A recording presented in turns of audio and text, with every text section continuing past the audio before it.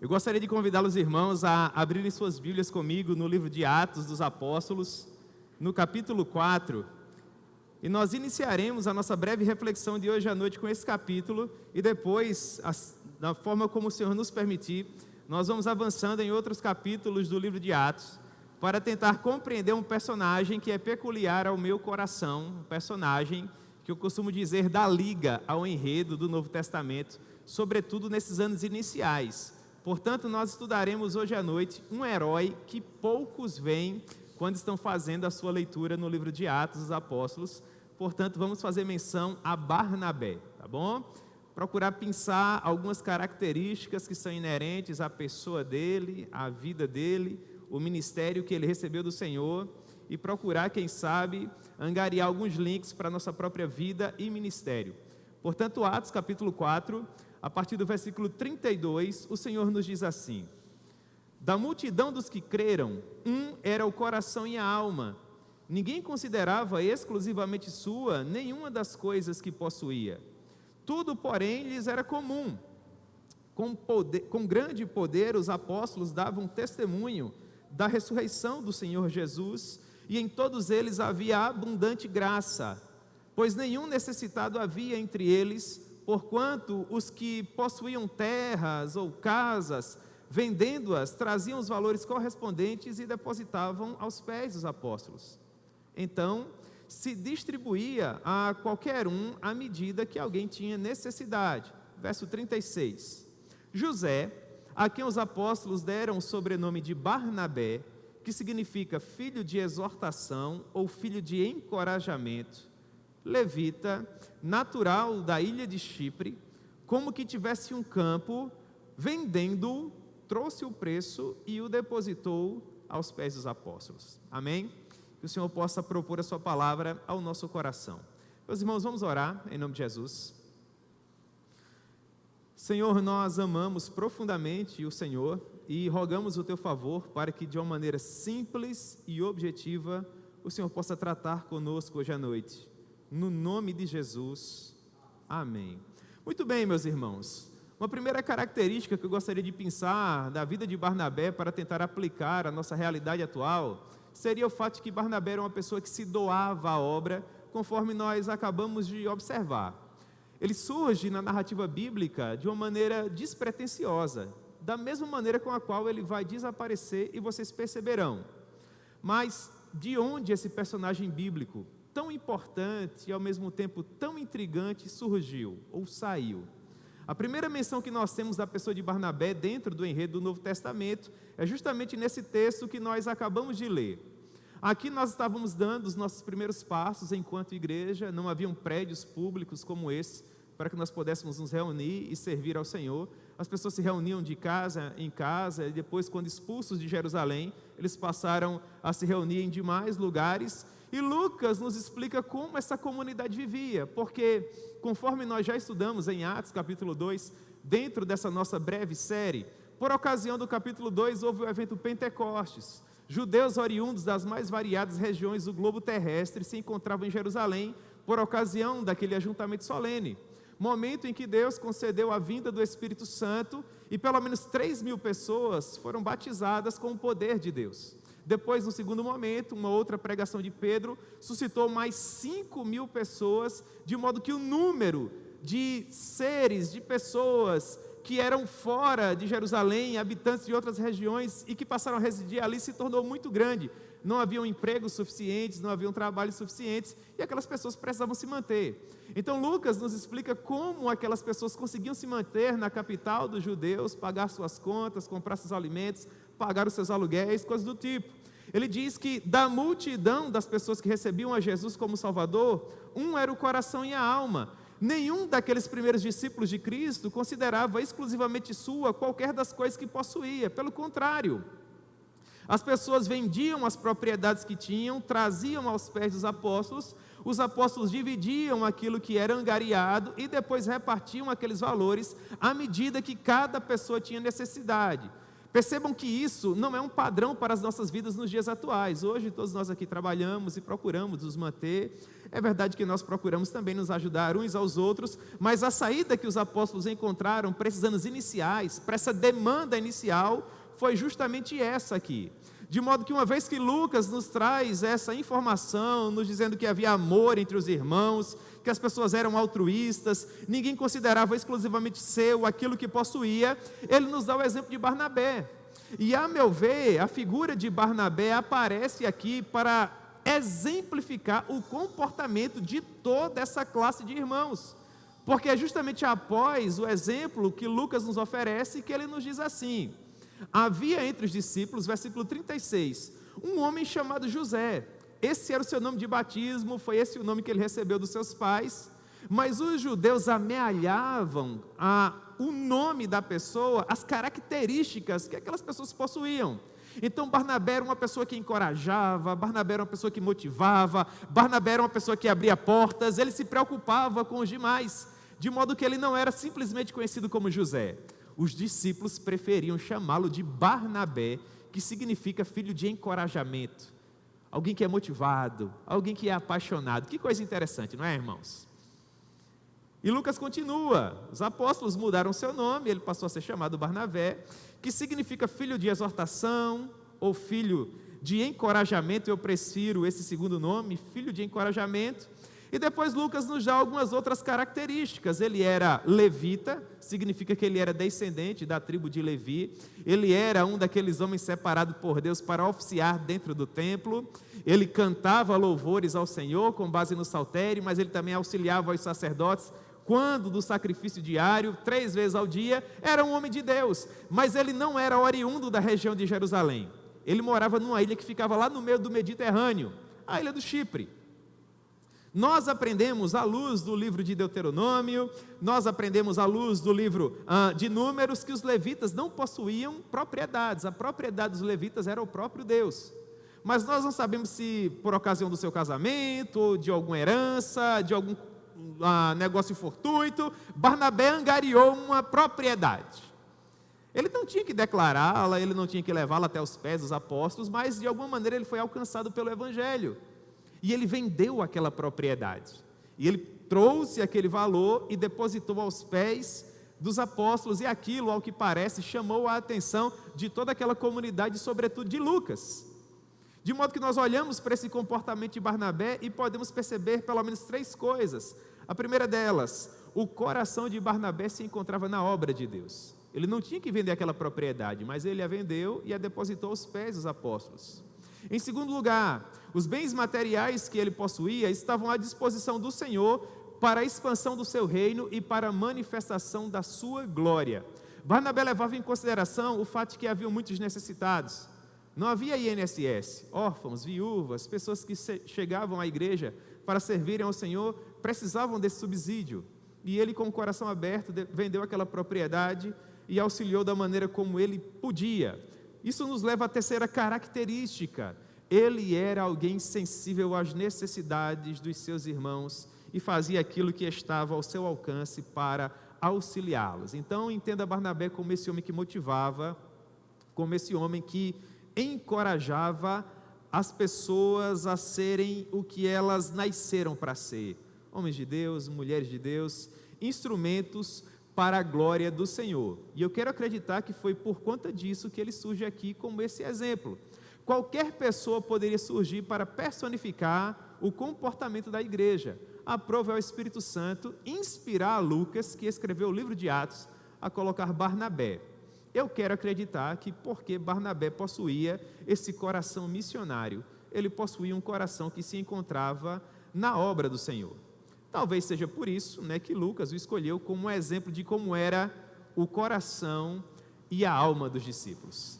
Eu quero acreditar, irmãos, que seria muito saudável para todos nós se nós procurássemos nos envolver com a obra de Deus com a mesma intensidade, procurando saber quais são as necessidades dos nossos irmãos e orar por eles, ajudá-los de uma maneira material, logística, quem sabe, de modo que nós possamos crescer enquanto comunidade para a maior glória de Deus. Eu louvo a Deus porque a igreja do Presidente Médici é uma igreja profundamente generosa. É uma igreja que tem abençoado muitas pessoas, nós temos um trabalho missionário muito forte, nós estamos mantendo famílias no sertão, na Amazônia, Janela 1040, participando de muitos projetos missionários. Nós temos auxiliado muitas outras pessoas doando cestas básicas, levando o evangelho àqueles que nunca ouviram falar acerca do Senhor Jesus, de modo que eu me orgulho muito daquilo que Deus tem feito através da nossa comunidade. Mas nós precisamos saber, irmãos, levar em consideração que Deus pode fazer ainda mais. Amém? Glória a Deus. Então vamos arregaçar as mangas e procurar fazer um pouco mais. Portanto, essa é a primeira característica. Barnabé tinha um coração na obra, mas ele também possuía uma outra característica. Ele era alguém a quem Deus usava para abrir portas. Vocês já começam a perceber que Barnabé não era alguém que se encontrava em evidência, ele trabalhava nos bastidores. Os dons e talentos que Barnabé recebeu do Senhor foram dons e talentos que serviram para dar essa liga à igreja. Haviam aqueles que estariam em evidência, haviam aqueles que subiriam em plataformas como essa para pregar o evangelho, mas para que esses homens pudessem reunir condições de subir em plataformas como essa, diante de uma comunidade para pregar um evangelho, alguém precisava preparar tudo isso, e Barnabé era essa pessoa.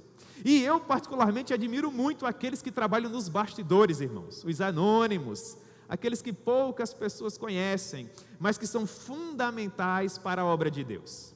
Deus valoriza muito essas pessoas também. Isso nos leva a essa segunda característica que se encontra no capítulo 9. Vamos lá, capítulo 9 de Atos, versículo 26.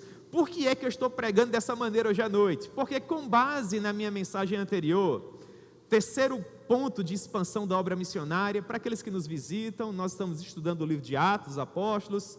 Na nossa última pregação, eu estive pregando no capítulo 10, e o capítulo 10 seria uma espécie de expansão missionária, levando em consideração Atos, capítulo 1, versículo 8. E vocês serão minhas testemunhas tanto em Jerusalém, como em toda a Judeia, isso vai do capítulo 1 ao capítulo 4 de Atos, nós já estudamos, como em toda a região de Samaria, Atos, capítulo 8, e finalmente até os confins da terra. Essa expansão que leva a obra de Deus, a mensagem do Evangelho até os confins da terra, teve início com o capítulo 10, que nós estudamos na minha mensagem passada. A partir de agora, na minha próxima mensagem, eu vou falar a partir do capítulo 13. Estou ali namorando o capítulo 11, mas provavelmente o capítulo 13. E o que acontece? Para entender o capítulo 13 em diante, você tem que conhecer Barnabé. Então, dentro de uma série em Atos, nós precisamos tirar um tempo como esse de hoje à noite para estudar esse homem que é importantíssimo, e vocês vão entender por quê. Então, nós chegamos ao capítulo 9, e como vocês sabem, o capítulo 9 nos retrata a conversão do perigosíssimo Saulo de Tarso, aquele que era o maior perseguidor da igreja e depois se tornou um dos nossos maiores heróis. Só que esse homem nem sempre foi conhecido. Houve uma época que ele só era o Saulo de Tarso, o temido, o atroz perseguidor da igreja, aquele a quem os discípulos de Cristo não valorizavam. Esse é o Saulo pós-conversão. Vocês devem lembrar que no capítulo 8 de Atos, quando ele chegou a Jerusalém, ele expulsou todos os cristãos, à exceção dos apóstolos. Depois, já no princípio do capítulo 9, ele viajou até Damasco, que ficava num país vizinho, para tentar exterminar de vez os cristãos. Nós estudamos isso quando eu preguei no capítulo 9. De modo que quando ele se aproximava de Damasco, ele teve aquele encontro com Jesus, que falou com ele por meio daquela luz fulgurante. Saulo cai do animal no qual ele se encontrava montado, tem aquela experiência com o Senhor, e ele não retorna para Jerusalém após a sua conversão, mas ele vai para as regiões da Arábia. Os irmãos lembram disso? E por 3 anos ele esteve ali estudando o Antigo Testamento, para tentar descobrir se as profecias do Antigo Testamento se cumpriam na pessoa de Cristo. E ele concluiu que sim. Não foi assim que a gente estudou, irmãos? 3 anos depois, ele agora está voltando para Jerusalém, só que ele saiu de Jerusalém como um grande perseguidor, como alguém que matava, que fazia blasfemar, separava famílias, que espoliava propriedades e bens. Ele era um homem terrível, ele era o mais temível por parte daqueles primeiros discípulos de Jesus. De modo que numa época em que não havia televisão, rádio, internet, aparelhos celulares para facilitar a comunicação, agora ele retorna a Jerusalém. Ele saiu como perseguidor, mas ele agora voltava como crente. Só que as pessoas tinham dificuldade de acreditar. Ninguém queria ter contato com ele. Saulo de Tarso precisava de alguém que lhe abrisse uma porta, de alguém que investisse na sua vida, de alguém que lhe desse um voto de confiança. Meus irmãos, não importa quão inteligente você seja, quão preparado você seja, você precisa de alguém que lhe abra uma porta, de alguém que lhe dê uma oportunidade, de alguém que invista na sua vida. E Barnabé era essa pessoa, por isso que eu o admiro tanto. E nós vamos estudar sobre essa característica dele agora, a partir do versículo 26. Vamos lá, Atos capítulo 9, versículo 26. Lucas nos diz assim: tendo Saulo chegado a Jerusalém, procurou juntar-se com os discípulos. Todos, porém, o temiam, não acreditando que ele fosse discípulo. Mas Barnabé, tomando-o consigo, o levou aos apóstolos e contou-lhes como ele vira o Senhor no caminho e que este lhe falara, e como em Damasco ele pregava ousadamente em nome de Jesus. Estava com eles em Jerusalém, entrando e saindo, pregando ousadamente em nome do Senhor. Falava e discutia com os helenistas, mas eles procuravam tirar-lhe a vida. Tendo, porém, isto chegado ao conhecimento dos irmãos, levaram-no até Cesareia e dali o enviaram para Tarso. Aqui nós temos, irmãos, a chegada de Saulo de Tarso a Jerusalém. Quando ele sai de Jerusalém, Atos capítulo 9, versículo 1, nós estávamos em algum momento por volta do ano 36 depois de Cristo. 33, o ano em que Jesus morreu e ressuscitou. Mas quando ele retorna a Jerusalém, 3 anos haviam se passado, nós estávamos ali no ano 36. Então, de Atos capítulo 9, verso 1 a Atos capítulo 9, versículo 22, 3 anos se passam. As pessoas haviam perdido contato com Saulo. E de repente ele chega a Jerusalém. E ele procura, verso 26, ter contato com os discípulos. Mas quando Saulo caminhava pelas ruas de Jerusalém, as pessoas simplesmente fugiam dele. Ninguém acreditava que de fato ele havia se convertido. Como eu falei para vocês, não haviam meios de comunicação hábeis como nós temos hoje. Esse homem sai como perseguidor e agora ele voltava se dizendo também discípulo de Jesus, mas quem acreditaria? Um homem que foi criado dentro das leis dos fariseus, que cresceu aos pés de Gamaliel, que era tido como o mais zeloso dentro da sua geração, que há poucos anos havia expulsado todos os discípulos de Cristo de dentro da cidade de Jerusalém, agora retornava, se dizendo cristão. Ninguém queria ter contato com ele. Ele precisava de alguém que lhe desse um voto de confiança, alguém que acreditasse nele. Todas as pessoas o temiam. Versículo 27, mas Barnabé, tomando-o consigo, levou até os apóstolos. Meus irmãos, vocês têm ideia de quanto Barnabé arriscou para se associar com Saulo de Tarso? E se as suspeitas dos discípulos estivessem corretas? Se ele fosse um espião, um lobo vestido como um cordeirinho? Eu quero acreditar que Barnabé não disse para os apóstolos com quem eles iriam se encontrar. Ele era um homem que tinha prestígio, ele era um filho do encorajamento. Quem sabe ele marcou uma reunião, dizendo que tinha algo para compartilhar. À noite, a perseguição estava ali latente, as pessoas estavam espalhadas já por todo o mundo, por causa desse homem aqui. E agora imaginem uma sala, archotes acesos, aquela penumbra no ar, os discípulos ali reunidos, tão apaixonados pelo Cristo ressurreto, e de repente Barnabé entra na cela, e os discípulos obviamente perguntam: Barnabé, nós todos aqui estamos e queremos saber por qual motivo nós estamos aqui reunidos. E Barnabé fala assim: é que eu tenho uma pessoa para apresentar para vocês. E entra um rapaz, 30 anos de idade, um capuz na cabeça, era assim que os discípulos andavam, e quando ele se dá a conhecer, como vocês acham que os apóstolos se sentiram? Aí Barnabé fala assim: podem ficar tranquilos que agora o homem é crente. Prega aí, Saulo, para eles verem. Vocês conseguem imaginar isso, irmãos? E Saulo, que ficou 3 anos na região das Arábias, se preparando para esse momento, agora, através das escrituras do Antigo Testamento, consegue provar que Jesus é o Messias. Que coisa extraordinária! Há grandes pregadores e pregadoras, grandes homens e mulheres de Deus, apaixonados por Jesus, que se encontram por aí, e nós precisamos abrir portas para essas pessoas. mas não apenas para os pregadores, mas para os cantores, e para os intercessores, e para os mantenedores, e para aqueles a quem Deus chamou para orar. São tantos os dons e são tantos os talentos, e eles precisam se manifestar dentro da comunidade, irmãos. Então, assim como Barnabé, nós devemos funcionar como pessoas que garimpam talentos, que enxergam vocações, que conseguem ver nas pessoas aquilo que às vezes nem mesmo elas conseguem ver. Enquanto a comunidade dos discípulos só enxergava naquele jovem rapaz um grande perseguidor, leviano, mentiroso, Barnabé conseguia enxergar um grande homem de Deus, pregador do Evangelho.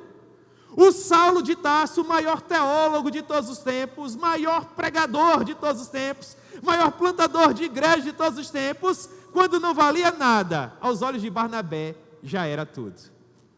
Porque Barnabé conseguia enxergar possibilidades. Aquilo que nem mesmo as pessoas conseguiam ver nelas, Barnabé conseguia enxergar. Filho do encorajamento. Eu não sou capaz. Não, você é. Quem é capaz nunca se acha capaz. Quem recebeu de Deus nunca acha que recebeu. Porque a obra é tão sublime, Jesus é tão excelso, o reino é tão grandioso, você nunca se sente capaz. Você precisa de alguém que invista na sua vida, que lhe mostre o caminho das pedras, para que você possa desenvolver os seus dons e os seus talentos. E Barnabé era esse homem que toma Saulo de Tarso consigo e o leva para apresentar aos apóstolos. Eu fico imaginando o diálogo, Saulo dizendo: Barnabé, eles não vão me receber. E Barnabé dizia: descansa o teu coração, prepara o teu sermão, deixa o resto comigo. Eu estou vendo isso, irmãos, eu sei que eu estou conjecturando por óbvio, mas será que não? Claro que sim. Não se preocupa não, Saulo, eu vou estar do teu lado. Faz aquilo que Deus te chamou para fazer. Não tenha medo, você não estará lá sozinho.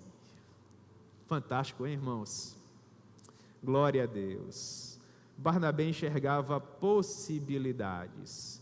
Mas não apenas isso, Barnabé também promovia talentos. Como eu falei para vocês, ele garimpava vocações. Vamos estudar essa característica dele, é a terceira. Atos capítulo 11, vamos lá. Atos capítulo 11. De Atos capítulo 9, versículo 30, que nós estávamos estudando, para Atos capítulo 11, versículo 19, 10 anos se passam. Olha que coisa linda estudar o livro de Atos, né? Do capítulo 9 para o capítulo 11, 10 anos se passam. Nós estamos saindo do ano 36, estamos agora no ano 46 depois de Cristo. Onde Saulo permaneceu ao longo desses 10 anos? Vocês lembram que Saulo começou a caminhar com os apóstolos pelas ruas empoeiradas de Jerusalém. Quando a massa dos discípulos olhava para Saulo, o povo começava a correr, não tinha quem segurasse, não dava tempo de explicar que ele era crente. E quando ele começou a pregar, as pessoas já queriam matá-lo, porque ele saiu como fariseu, voltou como nazareno. Os apóstolos olharam para Saulo e falaram o seguinte: olha só, Saulo, a gente vai mandar você para casa. Você vai dar um tempo em casa para a poeira baixar, para o povo se acostumar, e a gente vai mandar te chamar. E Saulo foi. Quanto tempo ele esperou por uma oportunidade? 10 anos. Imagine se o pastor Rony, eu não, né, o pastor Rony, dissesse que queria trabalhar com você em algum departamento, e falasse assim: vá para casa, eu vou mandar um WhatsApp para você, marcando uma conversa. Você acha que com quanto tempo ele ia marcar a conversa? No outro dia, né, os mais ansiosos, 2 dias, com 3 dias você, rapaz, acho que o pastor esqueceu. 1 semana você já estava ali meio que desanimado. Com 1 mês, com certeza o pastor não lembra mais. Imagine 10 anos, não são 10 dias ou 10 meses, são 10 anos.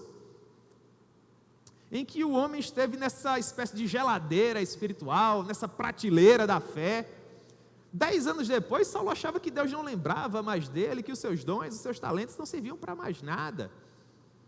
Até que, vocês lembram que lá em Atos capítulo 8, ele expulsou todo mundo de Jerusalém.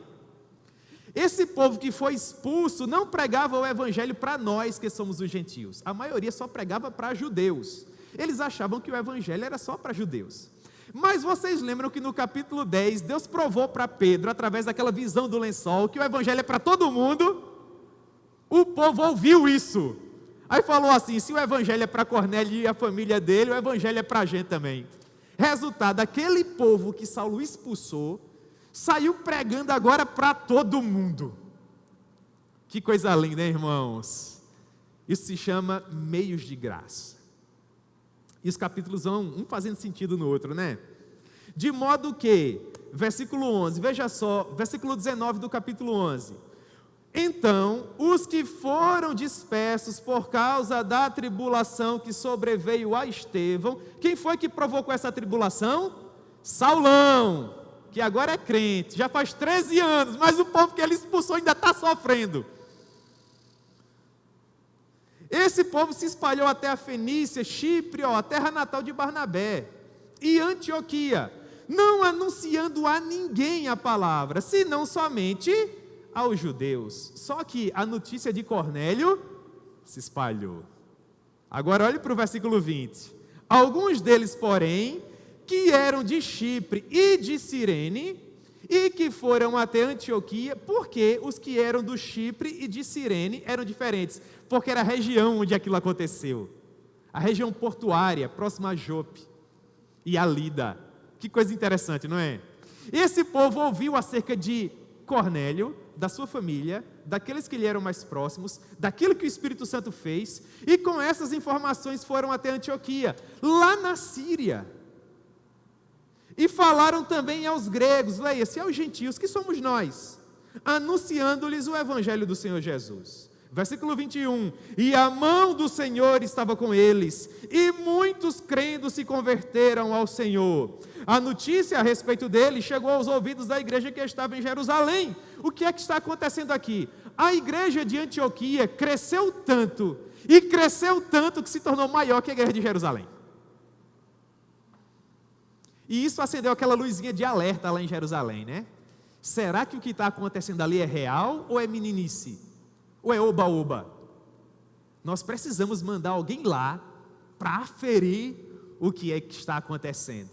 Agora, nós não podemos mandar qualquer pessoa, porque a igreja é formada por judeus, mas a igreja também é formada por gentios.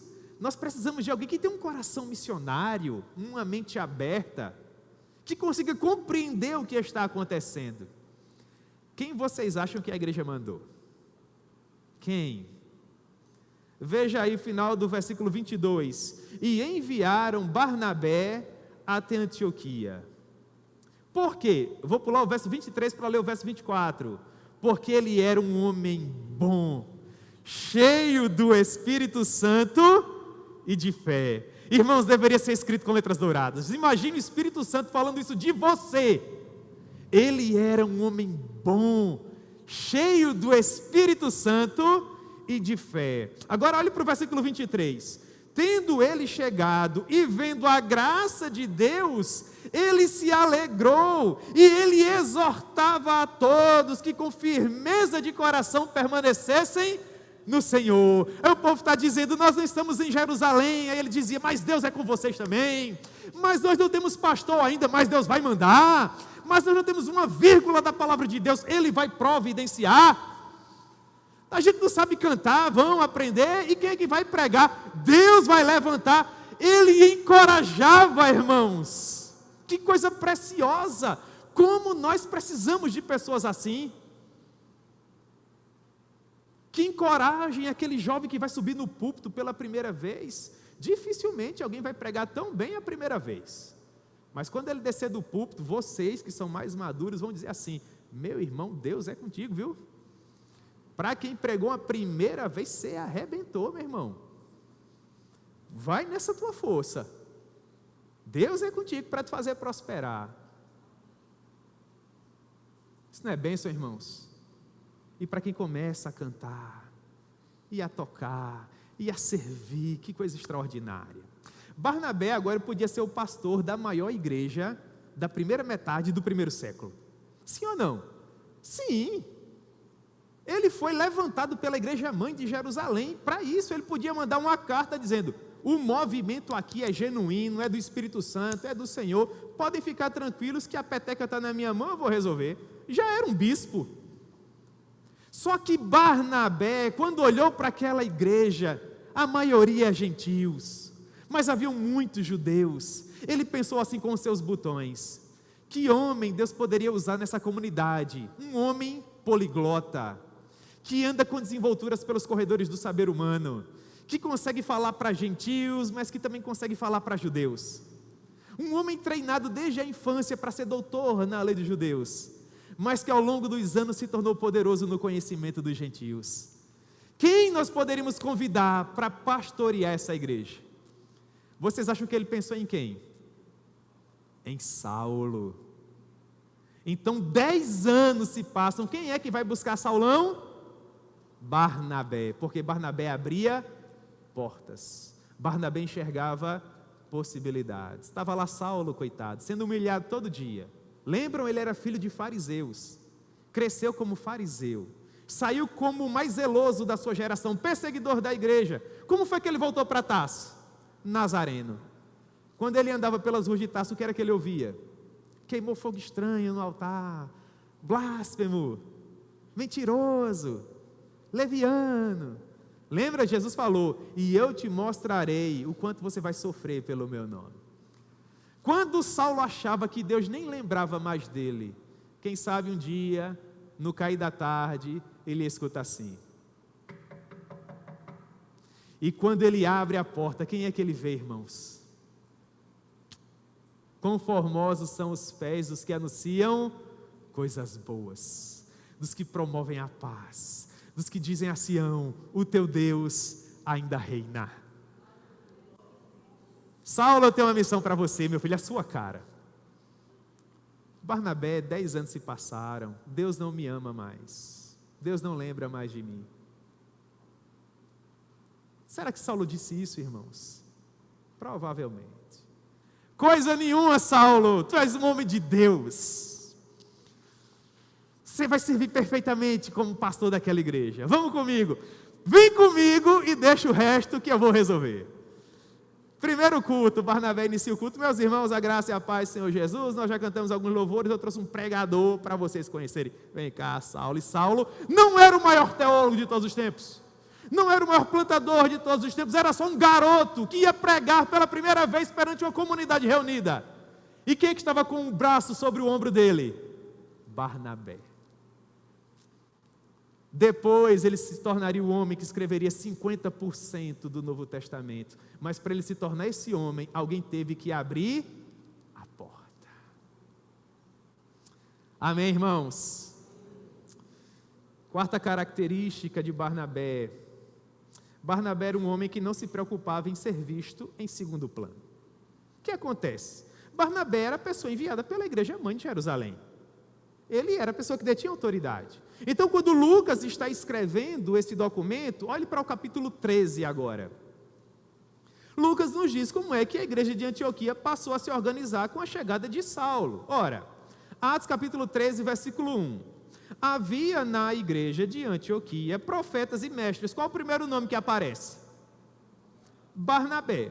Depois dele vem Simeão, por sobrenome Níger, Lúcio de Cirene, Manaém, Colasso de Herodes, o tetrarca. E quem era o último? Ele era o 5º pastor auxiliar. 5º pastor auxiliar. Coisa maravilhosa. E servindo eles ao Senhor e jejuando, disse o Espírito Santo: após o que aconteceu com Barnabé, ou melhor, após o que aconteceu com Cornélio, e após o que aconteceu com vocês aqui, eu quero levar essa mensagem até o fim do mundo. E tem 2 pessoas aqui que são formidáveis para isso: Barnabé e Saulo. Quando a Bíblia diz: e servindo eles ao Senhor, significa dizer que com as características dele, a igreja olhava para eles e dizia: esses aí foram chamados para um algo mais. Esse povo é apaixonado, é vibrante, é motivado. É muito pouco para eles nos abençoarem apenas aqui. Se eles são bênção aqui, imagine o que eles não vão ser lá fora. Vamos investir na vida desse povo. Então Barnabé vai liderar, Saulo está chegando agora, vai ajudar, e a coisa vai dar certo. Reuniram a igreja, impuseram as mãos sobre eles e os enviaram à obra a qual o Espírito Santo os havia separado. E eles começaram a pensar, nós vamos para onde? E Barnabé falou o seguinte, vamos começar pela minha terra natal, que lá em casa eu sou conhecido, vai ser mais fácil. Atravessam o Mediterrâneo, chegam à ilha do Chipre, é o que o capítulo 13 está nos dizendo. Só que eles mal começaram a viagem, um homem tentou atrapalhar, tentou impedir os retos caminhos do Senhor, e Saulo mostrou algo da sua característica. Atos capítulo 13, versículo 9. Esse homem se chamava Elimas, o encantador. Ele queria impedir que os missionários pregassem. Só que Saulo, Atos 13, 9, também conhecido como Paulo, agora é que acontece a transição. Ele deixa de ser chamado Saulo, e a partir de Atos 13, 9, ele passa a ser chamado Paulo, até o final da vida. Também chamado Paulo, cheio do Espírito Santo, fixando nele os olhos, disse, primeira viagem do menino, olha só o que ele vai dizer, ó filho do diabo, cheio de todo engano e de toda malícia, inimigo de toda justiça, você não cessará de perverter os retos caminhos do Senhor? Pois agora, eis aí, está sobre ti a mão do Senhor, e você vai ficar cego, não vai ver o sol por algum tempo, e no mesmo instante, o homem ficou cego. E Barnabé, rapaz, gostei, vamos inverter os polos agora, quem vai carregar a sua mala sou eu. Já repararam isso, irmãos? Eles saem de Antioquia, Barnabé e Saulo. Após a ilha do Chipre, a coisa muda. Passa a ser Paulo e Barnabé. Vocês acham que se nos dias atuais, aquele que foi levantado para ser líder, no comecinho do projeto, ser substituído para ser o que serve, daria problema? Salvo as devidas exceções, com certeza. Aí agora nós temos o representante da Igreja Mãe de Jerusalém carregando a mala. O que nós aprendemos com isso, irmãos? Aquele que não serve para ser servo, não serve para servir. Você vai fazer um estudo de Atos capítulo 13 até o final, e sabe quantas vezes você vai encontrar Barnabé choramingando pelos cantos, porque o nome dele não aparece mais em primeiro lugar? Nenhuma. Todos nós aqui somos chamados a servir, irmãos, com os dons e talentos que temos, e precisamos nos alegrar quando Deus estiver promovendo o nosso irmão, para a glória do nome dele, porque nada do que nós temos é nosso. Quinta característica que nós vamos encerrar, essa característica é a que mais me chama a atenção. Dentro dessa primeira viagem missionária, Barnabé também levou o sobrinho dele, um garoto, conhecido como João Marcos. Mas no comecinho da viagem, João Marcos temeu alguma coisa e retornou para casa. E Paulo e Barnabé seguiram viagem. Terminaram a viagem, essa viagem durou 1 ano, e depois eles vão se organizar para uma segunda viagem. Só que Barnabé agora era o líder? Quem era o líder agora? Era Paulo. Então vamos para Atos capítulo 15. Atos capítulo 15. Princípio da segunda viagem missionária, versículo 36. Alguns dias depois, disse Paulo a Barnabé: voltemos agora para visitar os irmãos por todas as cidades nas quais anunciamos a palavra do Senhor, para ver como eles passam. Paulo era o líder, Barnabé era o liderado. Paulo vai até Barnabé e diz: olha só, Barnabé, vamos retornar às cidades onde nós passamos pregando o evangelho, para ver como é que aqueles irmãos se encontram. E Barnabé falou: quem vai estar aqui? Eu vou com o maior prazer. Agora, Paulo, eu queria levar Marcos, porque Marcos, nós não sabemos precisar o que aconteceu. Haviam salteadores, haviam animais ferozes, havia malária, muitas outras doenças. Marcos tinha acabado de sair de casa, a primeira viagem internacional que ele fez. São N motivos, até saudade pode ter sido motivo para ele voltar para casa. Claro que sim, quem já saiu de casa aqui e viajou uma primeira vez sabe do que eu estou falando. Barnabé queria dar uma segunda chance ao rapaz. Mas Paulão, que já tinha escrito aos Gálatas, Paulo já tinha escrito a primeira carta, missionário conhecido, pregador poderoso, já tinha participado até de concílio, lá em Jerusalém. Agora, irmãos, era a bola da vez. Eu não estou dizendo que Paulo era orgulhoso nem soberbo, amém? Mas Paulo agora era um homem de conceito, já era o líder mais conhecido da igreja. E Barnabé disse para ele: eu queria levar Marcos. Só que, versículo 37, Barnabé queria levar também a Marcos, a João chamado Marcos. Verso 38, mas Paulo não achava justo levarem aquele que se afastara desde a Panfilha, não os acompanhando no trabalho. E agora, irmãos, Barnabé tinha que escolher: viajar com o pastor mais conhecido daquele momento, ou abrir mão disso e ir à procura de um rapaz que era tido até então como covarde, que talvez não tivesse chamado, não tivesse ministério. Seria como que se vocês tivessem que escolher fazer uma viagem internacional com John Piper ou comigo. Preciso dizer quem vocês escolheriam ou não, tá bom, irmãos? Eu sei. Só que Barnabé faz justamente o contrário. Do ponto de vista humano, todo mundo queria ir com o mais poderoso, com o mais conhecido, com o mais festejado. Paulo era a bola da vez. Um homem que Deus usaria de uma maneira sem igual, dentro daquilo que ele foi chamado para fazer. Mas Barnabé enxergava possibilidades. De modo que, versículo 39, houve entre eles tal desavença que eles vieram se separar. Então Barnabé foi à procura de quem? De Marcos. 2 anos haviam se passado desde que Marcos havia fugido da primeira viagem. Então, mais uma vez, eu só gosto de imaginar essas cenas no fim de tarde, não sei porquê. Está lá Marcos, no fim de tarde, na casa dele, 2 anos depois. O que vocês acham que estava no coração de Marcos? Era tido como covarde, como fujão. Mas de repente, ele abre a porta. Quem é que ele vê? Ô Barnabé, o que é que você está fazendo aqui, meu amigo? Meu irmão, eu vim à procura de você. Tem uma missão ali que é a sua cara.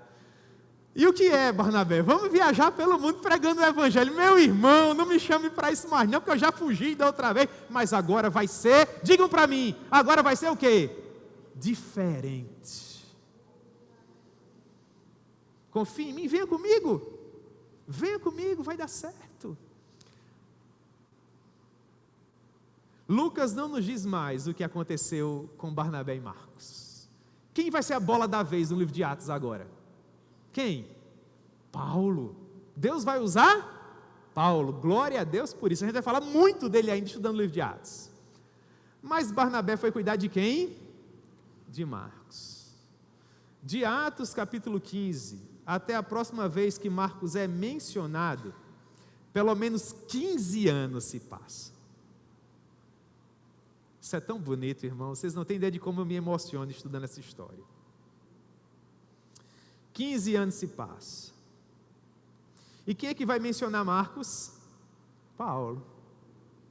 Ele vai dizer assim em Colossenses capítulo 4, versículo 10. Saúda-vos Aristarco, prisioneiro comigo, e Marcos, primo de Barnabé, sobre quem vocês receberam instruções. Se ele for ter convosco, o que é que vocês devem fazer? Acolhê-lo. Puxa vida, acolher Marcos. Então Marcos está no ministério. Então Marcos está na obra. Sim ou não? 2 Timóteo capítulo 4, versículo 11. Vamos lá, Felipe, para terminar.